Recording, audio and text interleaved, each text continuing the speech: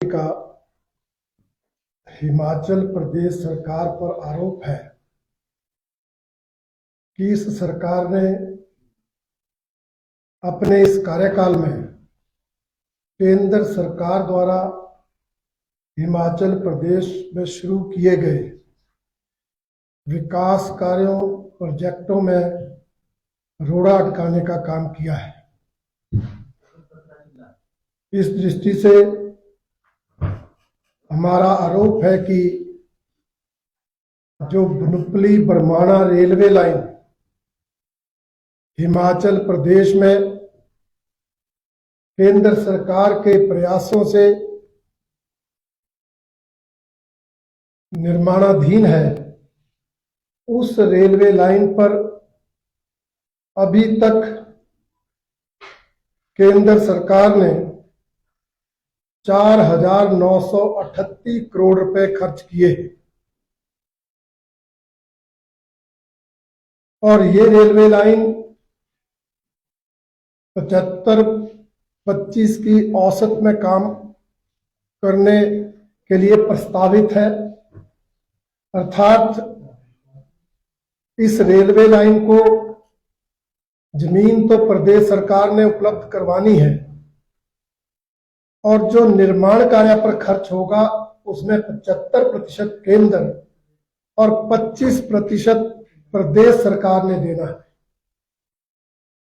परंतु दुख का विषय है कि जब से कांग्रेस की सरकार हिमाचल प्रदेश में आई, यह अपने हिस्से का पैसा नहीं दे रही है। इससे पहले भारतीय जनता पार्टी की हिमाचल की सरकार ने 800 करोड़ के लगभग अपने हिस्से की देनदारी अदा की थी, परंतु इस कांग्रेस सरकार के समय एक भी पैसा नहीं देने के कारण अब ये देनदारी 1243 करोड़ रुपए तक पहुंच गई है, जिसके कारण केंद्र सरकार विचार कर रहा है कि इस पर निर्माण कार्य आगे शुरू रखा जाए या नहीं रखा जाए। हमारा यह भी आरोप है कि केंद्र सरकार ने जो जन कल्याणकारी योजनाएं शुरू की है, विशेषकर गरीब लोगों का 5 लाख तक का इलाज मुफ्त में हो, ऐसी जो आयुष्मान योजना शुरू की है, जिसके हिमाचल प्रदेश में 4,33,000 जो है वो लाभार्थी हैं, उस योजना का भी जो 10% हिस्सा प्रदेश ने देना है वो नहीं दिया है, जिसके कारण आयुष्मान योजना के अंतर्गत भी हिमाचल प्रदेश की देनदारी 50 करोड़ के लगभग पहुंच गई। यही नहीं, हिमाचल प्रदेश की इस कांग्रेस सरकार ने पिछली जो भारतीय जनता पार्टी की सरकार थी, जो हमारे आदरणीय मुख्यमंत्री जयराम ठाकुर जी ने आयुष्मान योजना को सप्लीमेंट करने के लिए जो हिमकेयर योजना चलाई थी, जिसके 8.5 लाख के लगभग प्रदेश में रजिस्टर्ड लोग हैं जो समय समय पर इसका लाभ उठाते हैं, वो योजना प्रदेश सरकार ही चला रही है और उसके अंतर्गत हिमाचल प्रदेश के व साथ लगते सीमावर्ती चंडीगढ़ पंजाब के कुल मिलाकर 292 स्वास्थ्य संस्थान पंजीकृत है, एम्पैनल्ड है। और आप हैरान होंगे कि अपने इस कार्यकाल में कांग्रेस सरकार ने हिमकेयर योजना में जो बजट देना था उस बजट को पूरा नहीं दिया, जिसके कारण आज 249 स्वास्थ्य संस्थानों में 353 करोड़ की देनदारी हो गई, जिसके कारण कई हॉस्पिटल्स ने हिमकेयर कार्ड को मानना बंद कर दिया है। आप हैरान होंगे, हमारे प्रदेश के बड़े हॉस्पिटल्स आईजीएमसी में 92 करोड़ की देनदारी है। टांडा मेडिकल कॉलेज में 107 करोड़ रुपए देने, यहां तक कि पीजीआई का भी 30 करोड़ रुपए की धनराशि देने को बाकी है। ये हिमाचल प्रदेश सरकार की 15 महीने की कारगुजारी है कि इसने किस तरह से जनहित की योजनाओं को जो है बजट का प्रावधान ना करके बंद करने का षड्यंत्र रचा है। हिमाचल प्रदेश में प्राकृतिक आपदा आई, हमारी सरकार के मुख्यमंत्री मंत्री उस पर अपनी पीठ थपथपाने से पीछे नहीं हटते। परंतु सच्चाई क्या है? सच्चाई यह है कि आपदा राहत के लिए केंद्र सरकार ने एनडीआरएफ और एसडीआरएफ के माध्यम से प्रदेश को अलग अलग किस्तों में कुल 1782 करोड़ रुपए की आर्थिक सहायता की। और इस सरकार ने हिमाचल प्रदेश की जनता से 251 करोड़ रुपए आपदा राहत कोष के नाम पर जमा की। ये राशि 2000 करोड़ से ऊपर पहुंचती, परंतु अभी तक जो प्रदेश में प्रभावित लोग हैं या अलग अलग विभागों से जो आपदा में हुए नुकसान की भरपाई करनी है, उसमें अभी तक हिमाचल सरकार ने 1820 करोड़ के लगभग खर्चा है। अभी तक केंद्र सरकार से आई राहत राशि और जनता से इकट्ठा किया गया धन भी पूरा खर्च नहीं हुआ। 7 लाख रुपए मकान बनाने की घोषणा करने वालों ने अभी तक 3 लाख दिया है। पूरी जमीन जाने वालों को जमीन देने का वायदा करके किसी को अभी तक जमीन नहीं दी गई। किराए के मकान का किराया देने का वायदा करके किसी को किराया नहीं दिया जा रहा है। और जो राहत राशि प्रभावितों को दी गई है उसमें भी भाई भतीजावाद और भ्रष्टाचार। और इसके अलावा अगर इनके आर्थिक कुप्रबंधन की बात करनी हो तो इन्होंने विधायक क्षेत्र विकास निधि की एक किस्त नहीं दी। 50 लाख प्रति माह प्रति विधानसभा क्षेत्र ये किस्त जाती है, 34 करोड़ रुपए वो भी इन्होंने नहीं दिया। इतनी देनदारियां हैं। 15 महीने में 21,942 करोड़ अर्थात 22,000 करोड़ रुपए का कर्जा उठाने के बावजूद अभी तक ये देनदारियां बाकी है। आप कहते हैं कि हमने एक्साइज पॉलिसी में 40% अधिक टैक्स ले लिया। इन्होंने मिल्क सेस के नाम पर जो 10 रुपए शराब की बोतल महंगी की, उस पे 90 करोड़ से ज्यादा इकट्ठा किया। इन्होंने डीजल पर 6 रुपए लीटर स्टेट की तरफ से वैट लगाया, टैक्स लगाया। करोड़ों रुपए वहां से आने के बावजूद भी ना तो प्रदेश में विकास के काम हो रहे हैं, ना जनहित की योजनाएं चल रही हैं, ना हमारी सरकार के इसमें शुरू हुए संस्थान चला पा रहे हैं। उन 1500 संस्थानों को बंद करने का काम किया। ना केंद्र सरकार से जो विकास कार्य चल रहे हैं उनमें प्रदेश की हिस्सेदारी दी जाती, तो पैसा कहां खर्चा जा रहा है। इसलिए भारतीय जनता पार्टी का आरोप है कि ये वर्तमान कांग्रेस सरकार आर्थिक कुप्रबंधन का शिकार है।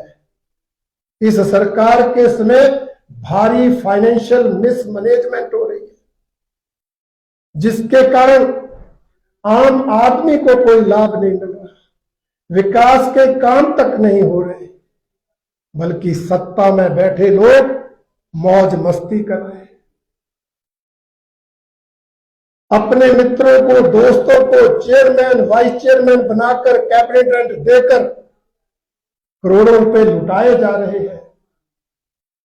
मंत्रियों की कोठियों की रिपेयरों पर, मरम्मत पर करोड़ों रुपए खर्च हो रहे हैं, विदेशी भ्रमण हो रहे हैं, परंतु आम आदमी की चिंता इस सरकार को कतई नहीं है, जिसके प्रमाण हमारे इन आंकड़ों से मिलते हैं कि 22,000 करोड़ का कर्जा लेने के बाद, 90 करोड़ मिल्क सेस में लेने के बाद और 40% एक्साइज इंक्रीज होने के बाद और 6 रुपए डीजल प्रति लीटर सेस या टैक्स वैट लगाने के बाद भी ये हालत प्रदेश की है। और आप आर्थिक कुप्रबंधन का एक और उदाहरण देखिए कि पिछले दिनों खबर आई कि इस सरकार के पिछले वित्तीय वर्ष में, पहला और एक ही वित्तीय वर्ष, उस दौरान 1200 करोड़ रुपए अलग अलग विभागों से सरेंडर हुए, वापस आए, वो खर्च नहीं हुए। ये जहां इस सरकार का फाइनेंशियल मिसमैनेजमेंट का उदाहरण है, वहीं यह भी दर्शाता है कि इस सरकार की कोई अधिकारियों पर पकड़ नहीं है। विभागीय अधिकारियों की सुस्ती के कारण, उनकी लापरवाही के कारण 1200 करोड़ वापस चले गए। अब वो देनदारियां तो देनी है, इसलिए वो नए फाइनेंशियल ईयर से जाएगी। इसलिए हमारा आरोप है कि इस सरकार ने इन 15 महीनों में ही हिमाचल प्रदेश को, जिसको कहते हैं आर्थिक दृष्टि से इतना निम्न स्तर पर ला दिया है कि एक मैस क्रिएट पूरे प्रदेश में आर्थिक दृष्टि से हो गया है। और ऐसी स्थिति में जब मुख्यमंत्री किसी विकास के काम के लिए बात हो तो कहते हैं खजाना खाली, जब हम अपनी विधायक निधि मांगते हैं तो कहते हैं खजाना खाली है। ऐसे समय में प्रदेश की हर महिला को, 18 वर्ष से 60 वर्ष की आयु के बीच की हर महिला को 1500 रुपए हर महीने देने की बात कर रहे हैं। कहां से पैसा आएगा? 28 फरवरी 2024 को इस सरकार ने दूसरा बजट पेश कर दिया। ना पहले बजट में महिला सम्मान निधि की चर्चा थी, ना दूसरे बजट में एक भी पैसे के बजट का प्रावधान इस योजना के लिए है। उसके बावजूद कह रहे हैं कि हम 1500 रुपए हर महीने देंगे। आचार संहिता की धज्जियां उड़ाकर फॉर्म भरवाए जा रहे हैं, सिर्फ महिलाओं को गुमराह कर कर उनके वोट लेने। पैसा तो जब जो देनदारियां हैं वही नहीं दी जा रही, तो 1500 रुपए हर महीने हर महिला को कहां से देंगे? मैं पूछना चाहता हूं माननीय मुख्यमंत्री जी से कि वो ये तो स्पष्ट करें कि ये जो 1500 महीने हर महिला को देना है, जिस पर कभी कोई कहता है 887 करोड़ रुपए साल का लगेगा, कभी कोई कहता है 18,000 करोड़ रुपए साल का लगेगा, कोई कहता है 887 करोड़ रुपए हर महीने लगेगा। परंतु इतना धन आएगा कहां से जब बजट का प्रावधान नहीं है? तो आप पैसा कहां से देंगे? जरा ये तो स्पष्ट करें। बार बार पूछने पर इसका उत्तर नहीं आ रहा है, परंतु फॉर्म भरवाने पर जोर दिया जा रहा है। जो अधिकारी कर्मचारी चुनावी आचार संहिता के कारण फॉर्म भरवाने से मना भी कर रहे हैं, उन्हें डराया जा रहा, धमकाया जा रहा है। हमें इससे कोई आपत्ति नहीं है, परंतु हम पूछना ये चाहते हैं कि आपके पास बजट का प्रावधान कहां है? आपने जो 28 फरवरी 2024 को बजट पेश किया, उसमें इस योजना के लिए कितने बजट का प्रावधान है, कितना बजट रखा? परंतु इस पर सरकार की चुप्पी ये दर्शाती है कि ये सरकार पिछले विधानसभा चुनाव की तरह हिमाचल की जनता को गुमराह करना चाहती है। जैसे इन्होंने पिछले विधानसभा चुनाव के दौरान हर महिला को 1500 रुपए महीने देने के नाम पर गुमराह किया। बेरोजगार को हर साल 1 लाख सरकारी नौकरी देने का वायदा करके गारंटी देकर युवाओं को धोखा देने का काम किया। जैसे इन्होंने 100 रुपए प्रति लीटर दूध खरीदकर किसानों को ठगने का काम किया, जैसे इन्होंने 2 रुपए किलो गोबर खरीदने की गारंटी देकर हमारे पशुपालकों को धोखा दिया, जैसे इन्होंने फलों का मूल्य निर्धारित करने में बागवानों की भूमिका को लेकर जो गारंटी दी उसमें बागवानों को ठगा, और 300 यूनिट मुफ्त बिजली के नाम पर हिमाचल की भोली भाली जनता को ठगा। उसी तरह इस चुनाव में फिर से हमारे प्रदेश की मातृशक्ति को गुमराह करने का, भ्रमित करने का काम ये सरकार कर रही है। परंतु मैं कहना चाहता हूं कि आंकड़े गवाह है, ये सरकार किसी सूरत में भी ये सम्मान निधि योजना को लागू नहीं कर पाएगी। इसलिए हमारा कहना है कि ये महिलाओं को गुमराह करना बंद करें, और प्रदेश की महिला शक्ति से भी हमारी अपील है कि कांग्रेस के इस झांसे में ना आए, और भारतीय जनता पार्टी जिसकी केंद्र और प्रदेश की सरकारों ने हर वर्ग के लिए योजनाएं चलाई। ये लोकसभा के चुनाव है तो केंद्र सरकार ने, चाहे वो उज्ज्वला योजना है, चाहे आयुष्मान योजना है, चाहे किसान सम्मान निधि योजना है, चाहे प्रधानमंत्री गरीब कल्याण योजना है, चाहे मुद्रा योजना है, ऐसी अनेक योजनाएं चलाकर समाज के हर वर्ग को लाभान्वित किया। हमारी पिछली भारतीय जनता पार्टी की सरकार ने हिमकेयर योजना चलाकर, गृहिणी सुविधा योजना चलाकर 70 साल से ऊपर के बुजुर्गों को आय सीमा की शर्त हटाकर 1700 रुपए महीने की पेंशन देकर, 65 साल से ऊपर की महिलाओं को आय सीमा की शर्त हटाकर 1700 रुपए पेंशन देने की लागू करके समाज के हर वर्ग को लाभ पहुंचाया है। इसलिए कांग्रेस के जाल में फंसने की आवश्यकता नहीं है। जिस पार्टी ने केंद्र और प्रदेश में सत्ता में रहते हुए वर्गों को लाभान्वित किया है और आगे भी वायदा किया है कि हम आयुष्मान योजना का दायरा बढ़ाएंगे, 2021 की जनगणना के अनुसार 70 साल से ऊपर के बुजुर्गों को लाभान्वित करेंगे। हम इस आगे 3 करोड़ और प्रधानमंत्री आवास योजना के अंतर्गत पक्के घर बनाएंगे।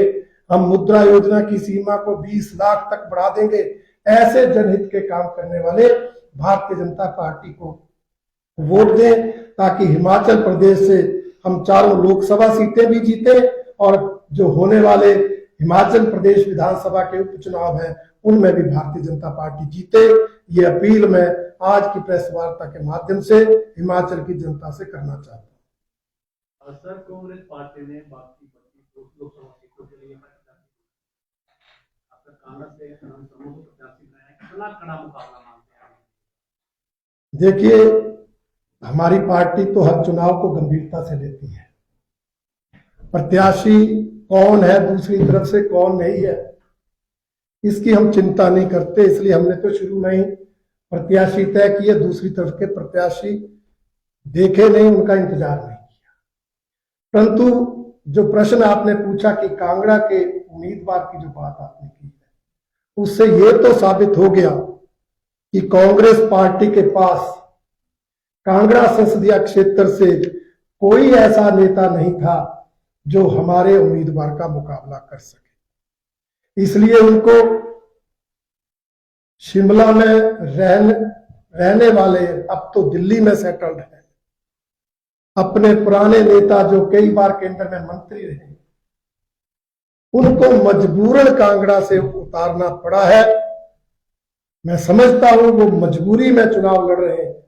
जिंदगी भर तो उन्होंने सिर्फ एक चुनाव लड़ा, वो जीते नहीं। उसके बाद उन्होंने ना तो विधानसभा ना तो लोकसभा का कोई चुनाव लड़ा, और इस समय उनकी स्थिति पार्टी में क्या चल रही थी ये भी हम सब जानते हैं।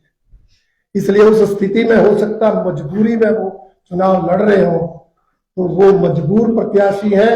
हमारे डॉक्टर राजीव भारद्वाज वर्षों से पार्टी का काम कर रहे, जनता के लिए सेवा कर रहे हैं, वो मजबूत प्रत्याशी हैं। इसलिए उस सीट पर हमारे प्रत्याशी भारी मार्जिन से जीतेंगे। सर, आपने 1500 से योजना की बात की, भाजपा जब सत्ता में आएगी क्या इस योजना की बजट का प्रावधान करेगी या इस योजना को बंद करेगी? देखिए, भारतीय जनता पार्टी का अपना एजेंडा है और भारतीय जनता पार्टी सरकार में आएगी तो निश्चित रूप से विचार करेगी इस योजना को चलाना है या नहीं चलाना है, परंतु जो हमारा अपना एजेंडा है, जो हमारे अपने वायदे हैं, उनको हम निश्चित रूप से लागू करेंगे। रणधीर जी, जो भी राजनीतिक दल है वो गारंटी पे गारंटी ले रहे हैं, वो चाहे भाजपा है, चाहे कांग्रेस है, चाहे आम आदमी पार्टी। सत्ता में आने के बाद आम जनता ठगा सा महसूस करती है, कोई गारंटी पूरी नहीं हुई। आपको लगता है कि ये समय आ गया है कि जो गारंटियां दी जा रही हैं उसके लिए जवाबदेही भी तय हो? निश्चित रूप से जवाबदेही तय होनी चाहिए और मैं बड़े गर्व के साथ कहना चाहता हूं कि भारतीय जनता पार्टी ने जो जो वायदे चुनाव में किए, चाहे वो लोकसभा चुनाव की बात हो, चाहे विधानसभा चुनाव की बात हो, और वो हर वायदे को हमने पूरा किया। कई काम तो ऐसे भी किए जिनका हमने वायदा ही नहीं किया था। हमने केंद्र सरकार में आने पर मुफ्त इलाज की बात की थी तो आयुष्मान योजना चलाई, मुफ्त गैस कनेक्शन की बात की तो उज्ज्वला योजना चलाई। हमने किसान सम्मान निधि का वायदा नहीं किया था, परंतु हमने 6,000 रुपए हर किसान को देने वाली किसान सम्मान निधि योजना चलाई। हमने 5 किलो अनाज हर गरीब को मुफ्त देने का वायदा नहीं किया था, परंतु कोरोना काल में 5 किलो अनाज हर व्यक्ति को हर महीने मुफ्त देने वाली प्रधानमंत्री गरीब अन्न कल्याण योजना शुरू की। कोरोना चला गया, योजना आज भी चल रही है और अगले 5 साल चलाने का संकल्प भी हमारी पार्टी ने लिया है। इसलिए हमारी पार्टी जो वायदे करती है उनको पूरा करती है, चाहे प्रदेश है, चाहे देश है, चाहे विधानसभा है, चाहे लोकसभा है। इसलिए जनता को हमारी गारंटियों पर विश्वास है और जहां तक देश की बात है तो जनता को आदरणीय प्रधानमंत्री नरेंद्र मोदी जी की गारंटी पर पूरा विश्वास है। 24 कैरेट गारंटी मानी जाती है और मोदी जी की गारंटी हर गारंटी को पूरा करने की गारंटी है। इसलिए जनता हमारी गारंटियों पर विश्वास करती है। कांग्रेस ने जो वायदे किए कभी पूरे नहीं किए। प्रदेश सरकार का उदाहरण आपके पास, जो 10 गारंटियां दी अभी पूरी तरह लागू नहीं हुई। इसलिए जनता का विश्वास कांग्रेस की गारंटियों से उठा है और भारतीय जनता पार्टी की गारंटियों पर विश्वास बढ़ा है। धन्यवाद।